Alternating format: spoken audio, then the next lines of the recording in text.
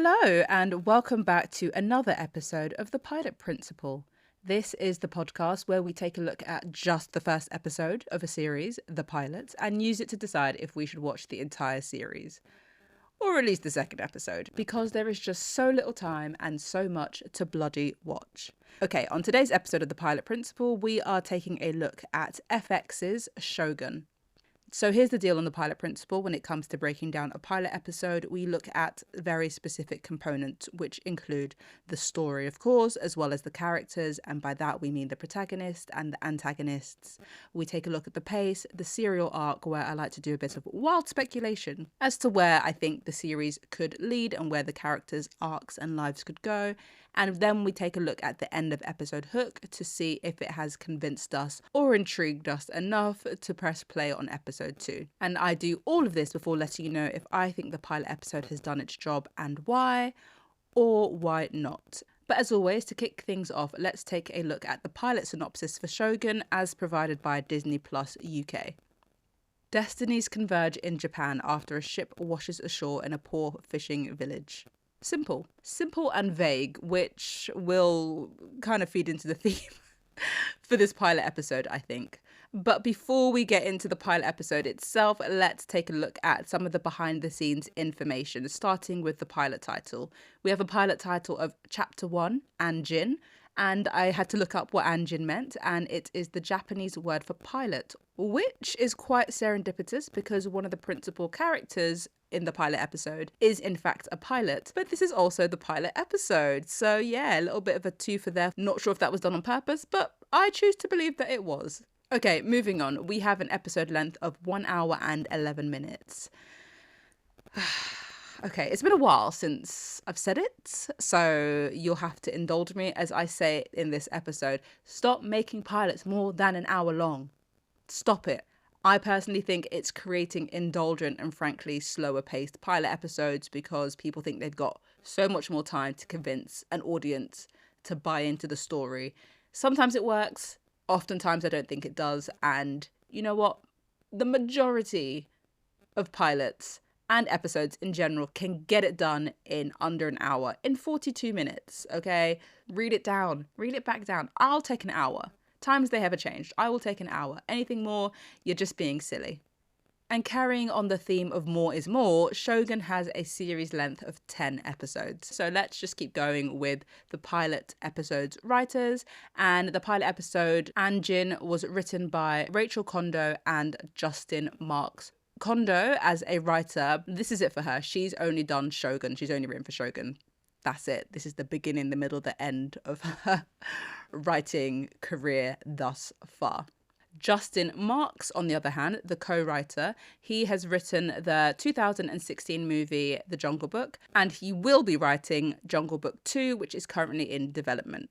He has been credited as a story writer for Top Gun Maverick, and he created and wrote the series Counterpart. Anjin was directed by Jonathan Van Tullenken, who has directed episodes of Top Boy, The Aliens, Upload, and The Changeling, and he will be directing the upcoming Blade Runner 2099 film. Okay, let's move forward to cast, and we have quite a short cast list, starting with Hiroyuki Sanada, who plays Lord Toranaga. And Sanada has been on the scene since the 1960s and has a rich Japanese film and television filmography. And he's also starred in the likes of The Last Samurai, Rush Hour 3, Lost, Revenge, Avengers Endgame, Westworld, Mortal Kombat, Army of the Dead, Bullet Train, and John Wick Chapter 4. Next, we have Cosmo Jarvis, who plays John Blackthorne. And most recently, Jarvis is known for playing Wentworth in the 2022 Jane Austen adaptation of Persuasion. Other films that he has starred in include Lady Macbeth and Farming, and he's also starred in the series Eyes, Raised by Wolves, Peaky Blinders, and Humans. Next, we have Anna Sawai, who plays Lady Toda Mariko. And Sawai has starred in Ninja Assassin, Giri/Haji, Fast and Furious 9, and Monarch: Legacy of Monsters. And finally, on the selected cast list, we have Tadanobu Asano, who plays Kashigi Yabushige, and Asano also has a healthy Japanese film and TV history and has also starred in the 2016 movie Silence, Thor Ragnarok, The Outsider, Mortal Kombat, and Kate. The pilot also stars Takiro Hira as Ishido Kazunari. And Shogun can be watched on FX in the US, and it is playing on Disney Plus/Star in the UK. The series Shogun is actually based on the 1975 historical fiction novel by James Clavell of the same name, and it's a whopper. It's got a good 1,000 plus pages for anybody who is interested in reading it before embarking on the series, because sometimes when I find out there's a book first and I feel like I might like the series, I want to run away and read the book first, simply because it means I can say I read the book first and I can sound like the smartest person in the room, and other times because I don't like having the characters look like the actors if I feel like reading the book. So in terms of what made me want to watch the pilot episode of Shogun, I'm interested in various cultures, including the Japanese culture. So I thought it'd be a way to learn a little bit of the Japanese history. And the posters looked really cool and gave me sort of epic historical vibes. And that's it. Sometimes that's all you've got to go on. Okay, now that that is all out of the way, let us dive into the nitty gritty, starting with the first 10 minutes of the pilot episode, Anjin. Why the first 10 minutes, you wonder with bated breath? Because I was always taught as an amateur screenwriter and occasional screenwriting competition judge that the first 10 pages and therefore minutes is how long you have to convince your reader to keep turning pages and your eventual audience to keep watching. So those first 10 minutes should really stick its claws into you and refuse to let go. So with that being explained, let's dive in to the first 10 minutes. And it starts with a ship, and it looks really quite haunting. It's foggy, there are ripped sails, and there is a single light illuminating the ship as it silently sails on the sea. Beneath the ship lie sick and dying or dead men, and then on-screen text explains to us that this is the year 1600, and that for decades, Portuguese Catholics have been profiting from trade in Japan. However, they've kept the location of Japan secret from their enemies, these enemies being the European Protestants. We also learn from said text that in Osaka, the reigning Taiko has died, leaving an heir who is too young to rule. Therefore, operating in his stead are 5 warrior lords who are struggling for power and the title that would make their power absolute, Shogun. And the title of Shogun comes up as the title of the series, as well as being the end of the sentence, which is quite cool.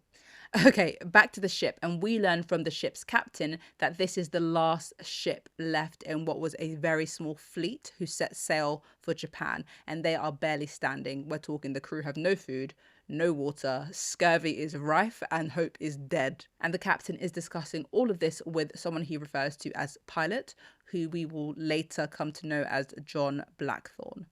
So Pilot still believes that they will discover Japan and claim it from the Portuguese Catholics and become rich, but the captain no longer cares, and Pilot leaves him to what he describes as a coward's end as he puts a bullet in his own head. The ship doth eventually drift to shore, where it is boarded by samurai soldiers who look at the wasted men and wonder, what are they? And that is about the 8-minute mark. However, I'll explain what happens next, even though in order to gain context beyond the 2 minutes that would take us to the 10-minute mark, we have to end up going to about the 17-minute point, if that makes sense. Even if it doesn't, anyway. We then meet Lord Toranaga, who has been summoned to Osaka Castle by the other council leaders. Now, he knows that they want him dead, and he has, at least for the time being, secured some time by preemptively inviting the heir's mother into his own keep as a guest until his safe return. However, this only works for so long, as they tell him that if he doesn't return the heir's mother, he will be impeached. Now, while under, for lack of a better word, house arrest at Osaka Castle, Lord Toranaga learns that barbarians washed up on the shore of a small village, which I believe is in his jurisdiction. And those are the 2 main focal points for the opening of the pilot episode of Shogun. Now, as an intro, I thought it was relatively weak. I mean, not much happens in that opening to pique my interest. There's a lot of heavy reliance on the on-screen text in the beginning. And yes, that was useful to get us up to speed with where we are in history. But there was also a lot of information, and the two pieces of information also felt very separate. And I was trying to find a way to put two and two together without really coming to an answer. Now, even stretching beyond the 10 minutes to the event of the council, I'm not sure why they want Lord Toranaga dead in that first 10 minutes. And there is a lot of dialogue going on. And so the fact that I don't have any answers, but loads of questions, I was more confused than intrigued by the questions that I had, which, yeah, is not personally what I would say you want from an opening. However, I am open-minded, and it's a pilot, it's a historical drama too, so I appreciate certain shortcuts can't be made, and they are trying to build a level of understanding to perhaps get into the full gravity of how all of these things impact each other. In terms of the main characters, we first have John Blackthorne, aka Pilot, aka Barbarian.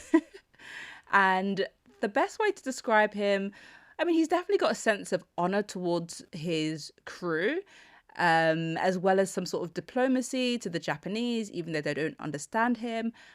But ultimately, I think he is led by greed. I mean, he is one of those European Protestants that the text at the beginning warned us about, or I should say told us about, and he wants to trade with the Japanese as well as besting the Portuguese Catholics. So yes, he is fearing for his life, having washed up in a foreign land and people not trusting him or being able to understand him, but it's not as if his motives were altruistic, And he's an Englishman.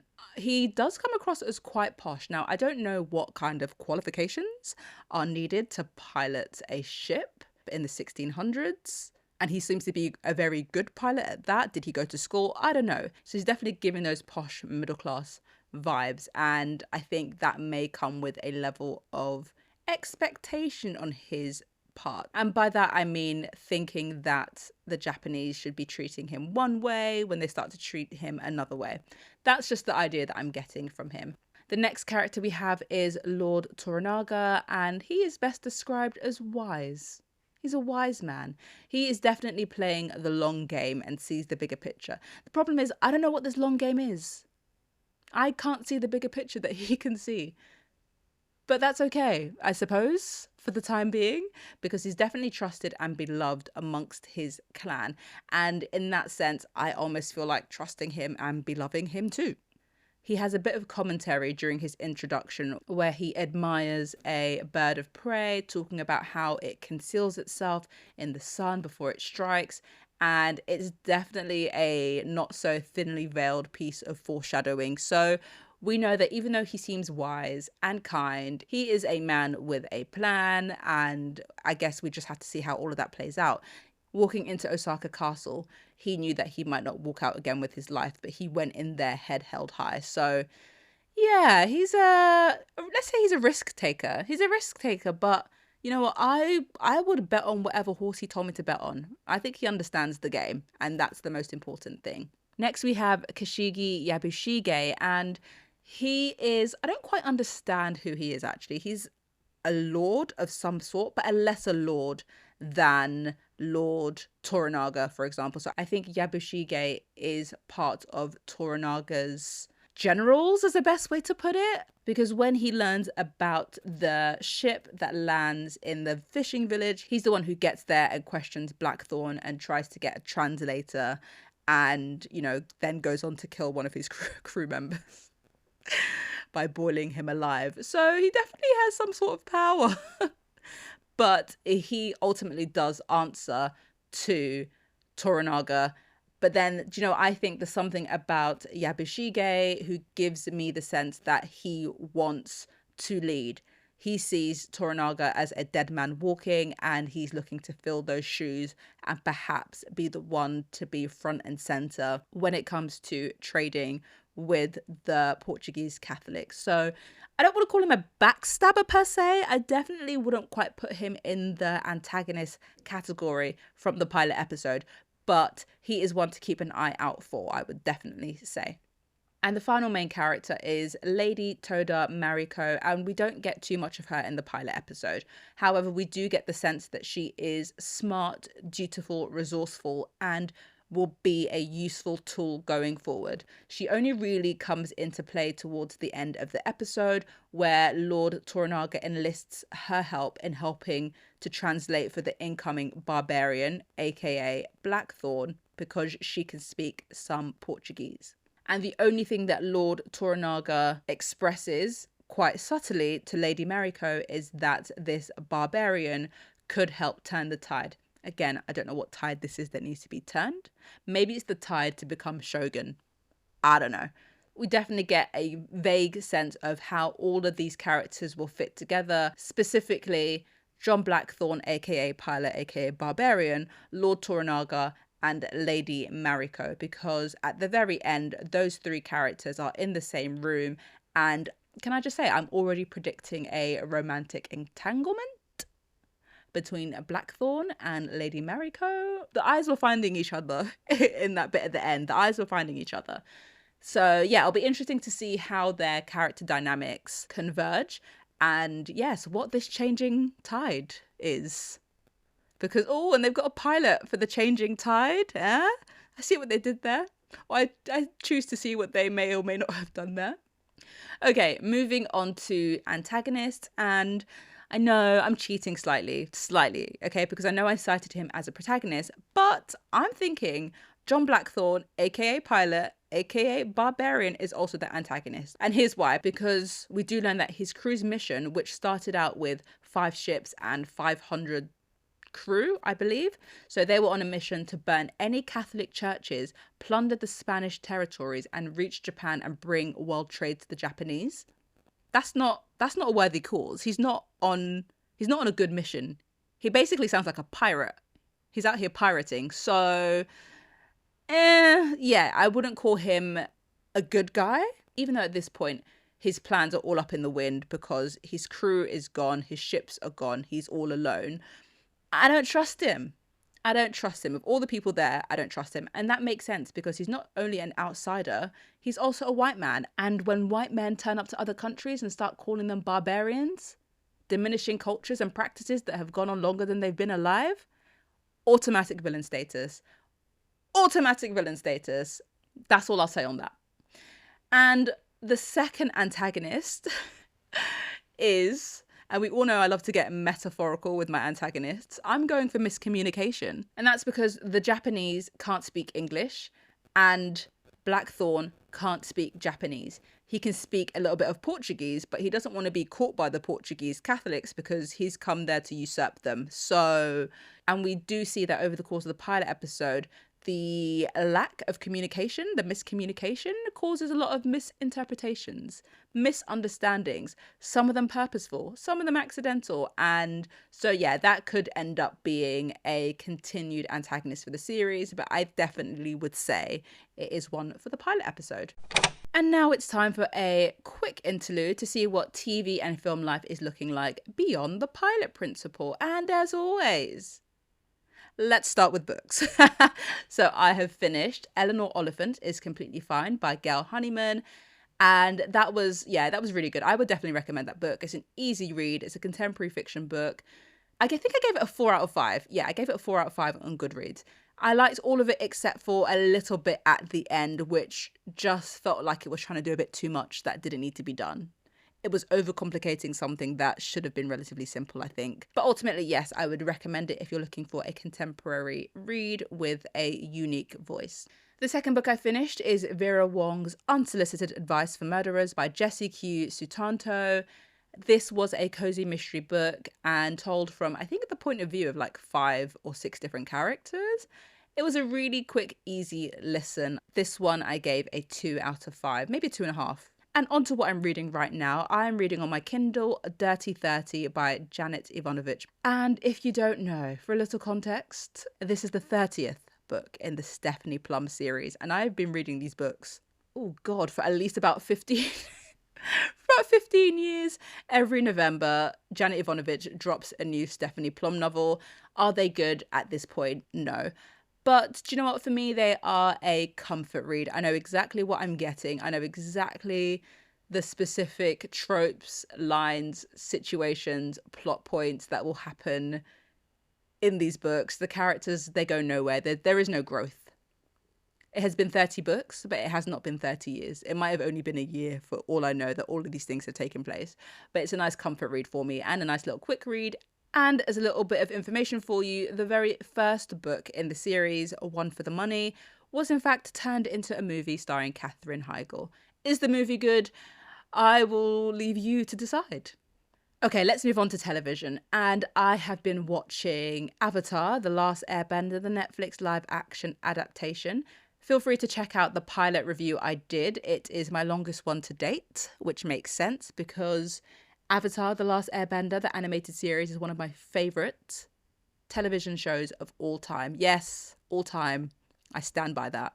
I don't want to say too much because so far I've only watched 2 episodes, but the debates I've been having about it have been really interesting. That's been with people that have watched and loved the series. So it would be really interesting to hear from someone who hasn't seen the series, the animated series, and has gone completely blind to this live action. I want to know what they think because I'm in a bit of an echo chamber. Next on the TV list, I have started The Boys Series 2. So I cleared all of Series 1 and I touched a little bit on it on my last Behind the Pod segment. But, I don't love it. I don't love The Boys. I'm going to keep watching it because I don't have much else on to watch. But at the same time, I kind of want to like it because I really enjoy Gen V. I personally so far think Gen V is a lot better, but I'm sticking with it. However, the same can't be said for The Legend of Vox Machina. So I started watching this because it's 20 minutes, it's a good lunchtime show, and it seemed fun. It had really good reviews. I'm not intrigued enough. I mean, I haven't watched an episode in a good couple of days. I've just been watching YouTube instead of watching that. So don't know if I'm going to continue it. I do like finishing things though. So I might try and get to the end of series 1 because I think I stopped at like episode 6 or 7. But I'm not really loving everything I'm watching at the moment, to be honest, which is a shame. But that's the way the cookie crumbles sometimes. And who knows how the chips will fall down the line. And lastly, in film, I recently watched Maestro on Netflix. I watched it because I want to watch all the films that have been nominated for Oscars this year. I didn't love it. I did not love it. It was interesting to find out that Bradley Cooper starred in it, directed it, co-wrote it, and produced it. Go on, Bradley Cooper. Get your bag. Up your skills. The industry's tough. The industry is so hard right now, Diversify your portfolio. I will say the acting was good on his part and on the part of Carey Mulligan, but I found the directing a little bit too direct. Like, I could see that it was directed. I think it was a bit overindulgent in style, and as a result, the plot suffered. And I haven't watched it, or I should say rewatched it yet, but I need to do a Dune rewatch in prep for Dune 2, which comes out this weekend. So look out for my review on that in the next episode. Or you can follow at Pilot Principle on Instagram, Threads, and Twitter/X, where we can chat about the latest in film and TV and books. Okay, back to your regularly scheduled listening. In terms of what I liked about the pilot episode of Shogun, Chapter 1, and Jin, there was a scene where they are transporting John to Osaka via boat, and then there's a storm, and then the translator is shipwrecked. And so John ends up goading Yabushige into rescuing the translator, who is lying at the bottom of a slippery rock face.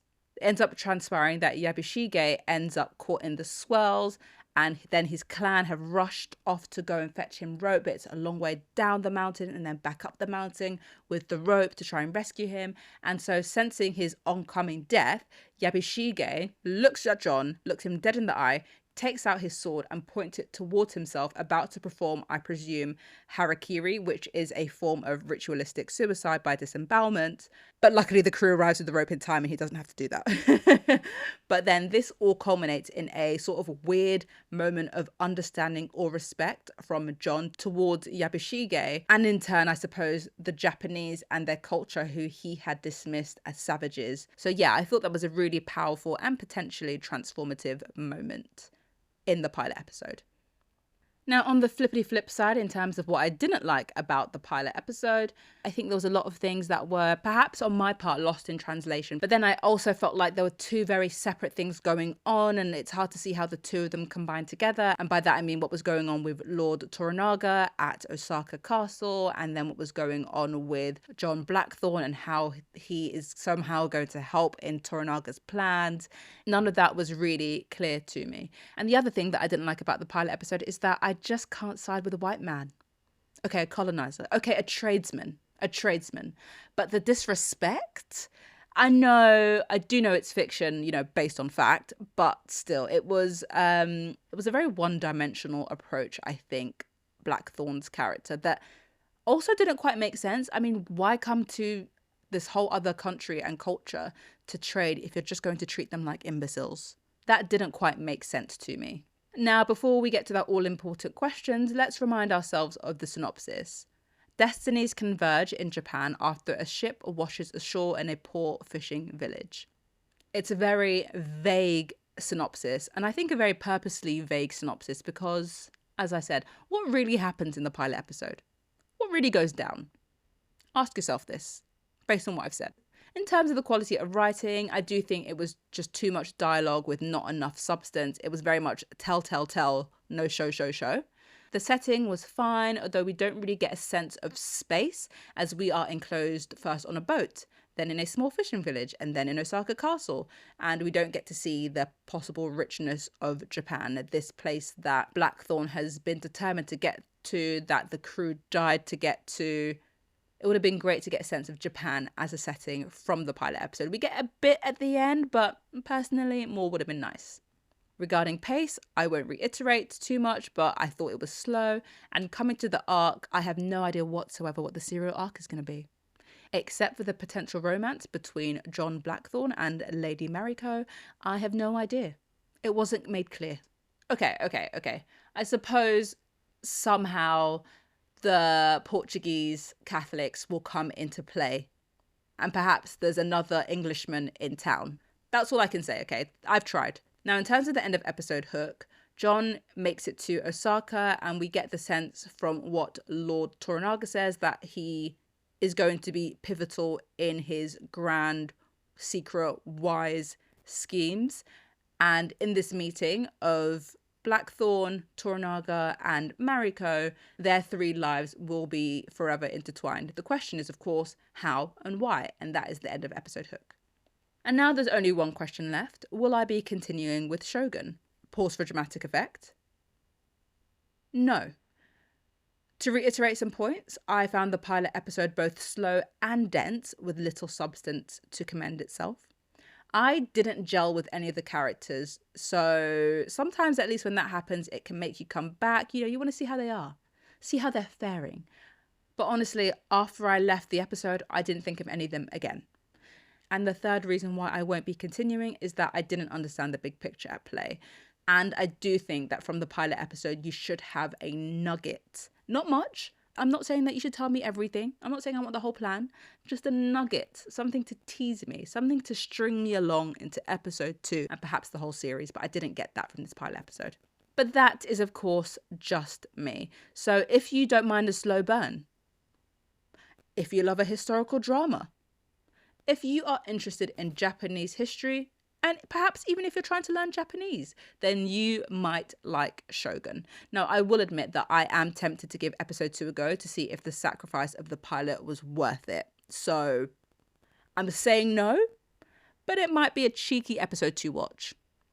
And finally, it is time to give Anjin a pilot score out of 5, and I will be giving it a 2. Regarding the dialogue, there was a lot being said throughout the pilot. Everybody had something to say. Everybody was flapping their gums, but nothing was really said that progressed the plot. In terms of characters, I didn't get a sense that I knew who the main Japanese characters were. It was easy to know Blackthorne. He's the only white guy in town. We know what he's about. We know what he's after. Great. That was very forthcoming. It wasn't so much with the Japanese characters, and we were introduced to so many people, and I think they could have done a better job of distinguishing who was important, who was not important, who were the big players, and yeah, just making them stand out a little bit more for us to be interested in how their stories will progress beyond the pilot.